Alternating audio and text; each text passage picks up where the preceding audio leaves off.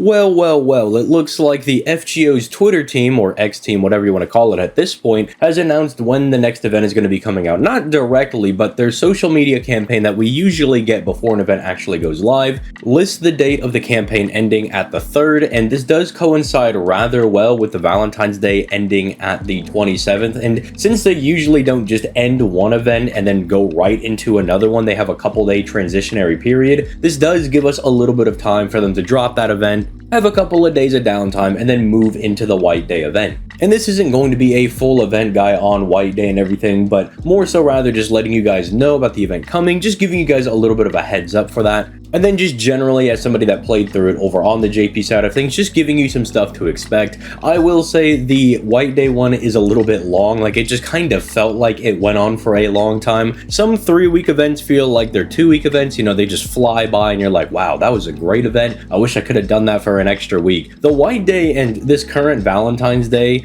they feel like they're 4-week long events. I know that they're only 3 weeks, but man, these ones just feel like they're long. And at least for the Valentine's Day one, there is a really fun 90++ we're able to do. I mean, whenever a node is only featuring 2 enemies, or 2 waves rather, I think those are a bit more fun because you can really experiment with a lot of different fun things. I mean, I had a lot of fun, and I'm still having a lot of fun just using double ruler Scotty with Morgan. That's just a fun time. You know, you get to express some different things, flex a little stuff on the account. But the White Day one, it's just gonna annoy a lot of people. Like, I'm sorry, it's just gonna make people really annoyed because instead of being 2 waves, it's going back to the traditional 3 waves, and the first enemy is a 600,000 just singular bungulous Nobu, who thankfully is man attribute, so people like myself that have Morgan are probably going to be eating on this one. But dude, even if you have Morgan, if it's like NP 1 or 2, I'm not sure if they're going to be clearing that one. 600k is a lot to ask from somebody, but then the second wave is also just a singular saber, right? It's just a 1-1 and then a 3. Thankfully, the final enemy, the final saber on the node, is only 422,000, so it's kind of interesting in the way that it's almost like the node gets easier to farm as you go along, but the guy at the very end is still 400,000, right? I imagine for a lot of people, they're going to have to burn a lot of the buffs on the first wave of this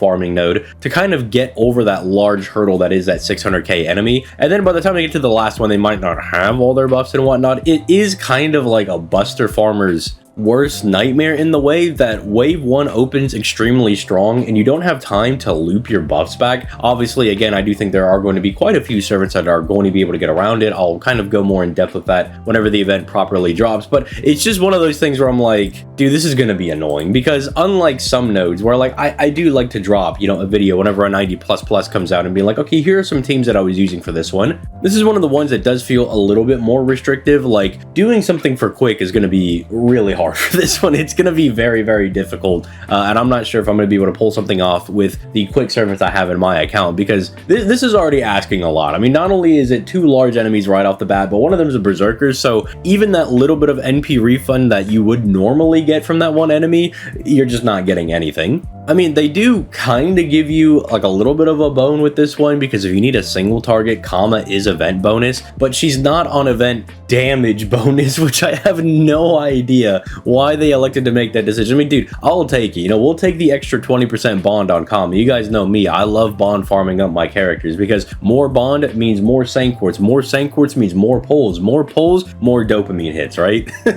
Tyra is also on the event bonus, but like, come on, bro. You couldn't have given him like 20% extra damage? Like, they couldn't have gotten a little bit of a crumb of bonus damage? It's just a little bit annoying. It's just one of those events that, like, when it came out on the JP side of things, I was really happy that we got Takasugi because this was a character that I really wanted for a while, ever since we saw him in one of the past Guda Guda events. I think it's the one where we get the Lancer, Ryoma, and Oryu, if I'm remembering my events correctly. When we have a 2-year gap between the JP and NA side of things, and you play both games religiously, it is sometimes really hard to not get things mixed up and be like, okay, so did that guy appear in like the 7th event or the 8th event, the 5th one? But I was one of the guys that was really happy. If you go back like 2 years ago during the live stream, everybody else was like, no, we're not getting Comet Sauce. And I was like, dude, we're getting Takasugi. I'm so happy. But even I kind of lost a little bit of my luster because Takasugi's not a bad new character to get, but he just kind of feels very average, right? Like he's just kind of, he's all right. Like he's good. He's not like great, but he's not bad. He's just kind of one of those servants that comes out and it's like, okay, we have a new servant in the game. You know, it's just kind of one of those reactions.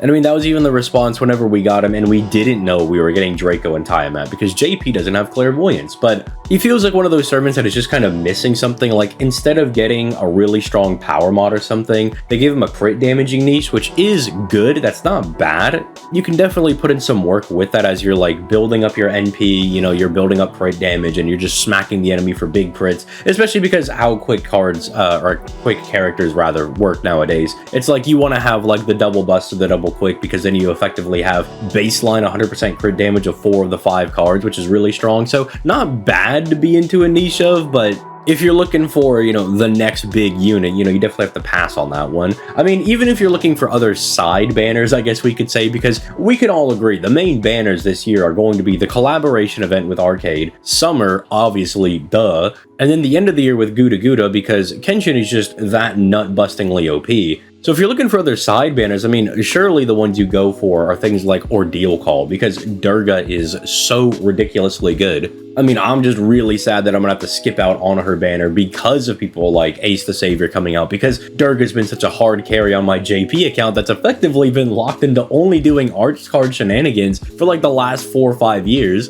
It's only kind of getting to come out of its shell a little bit because I pulled Ruler Scotty, but even then, my arts units are just way better than my click units, right? So I feel really bad that I don't get to summon for Durga, or I shouldn't summon for Durga. We should say that. We'll see what happens when the time rolls around. But point being, if you're going to be going for like some side banner, you're going to be going for some not main hype banner, it's like you're going to go for somebody like Durga or Medusa Saber, right? Medusa Saber, I mean, up until people like Kama and Melt were getting their buffs, I mean, I would have said that Medusa Saber was in contention for being one of the best, if not the best, single target quick character in the game. She's at least definitely in that discussion. And I mean, to be fair, even with them releasing, I don't think she's like completely out of the discussion. It's just, now we've got people like New Dante's, Bisquion I do think is quite good. And then, you know, Kama and Melt have become uber relevant, you know, with their new buffs. But she's still really good, right? So you're not going to go for somebody like Takasugi, especially going off of the response that happened when we got him announced in the live stream. Dude, it did not seem like people in the fandom really cared for this guy at all. So it's just, I mean, kind of like a nice little event to do, but it just feels really long. There's grievances I have with it. Obviously, we'll get more into it whenever the event itself properly drops.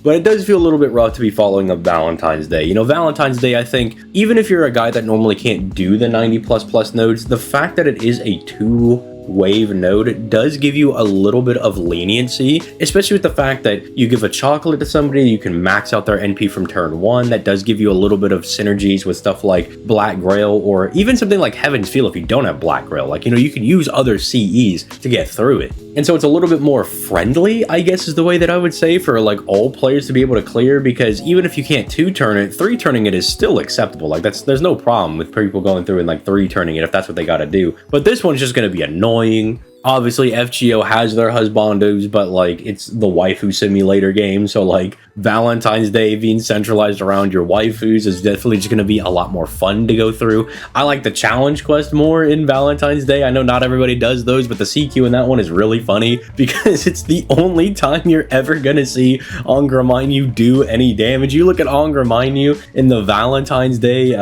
challenge quest, and that is the time that that boy is actually doing real damage. It only takes giving him a bunch of HP and then giving him a bunch of guts, and then it's like, yeah, now Angramanyu is cooking. Now this guy is getting in there. This is the tier 1 threat Angramanyu. But I guess on that note, just let me know if there's anything that you are personally looking forward to with White Day. I'm not trying to be too negative. I'm just kind of listing some things that come back to me whenever I think about playing this event again. I mean, obviously bringing back all of like the male characters on the rate of that we always get for White Day is really good if you're missing out on somebody. I think Maonobu also comes back with all the 90++ that have been featuring random just guys that are Sky attribute. Someone who has a Sky attribute power mod and also has Divinity power mod is not going to be bad. I mean, even Maonobu's like little ramping up thing is really good because by the time you get to turn 3, not only do you have the 70% attack buff, but you've also looped the skill back, so it's like 100% attack up.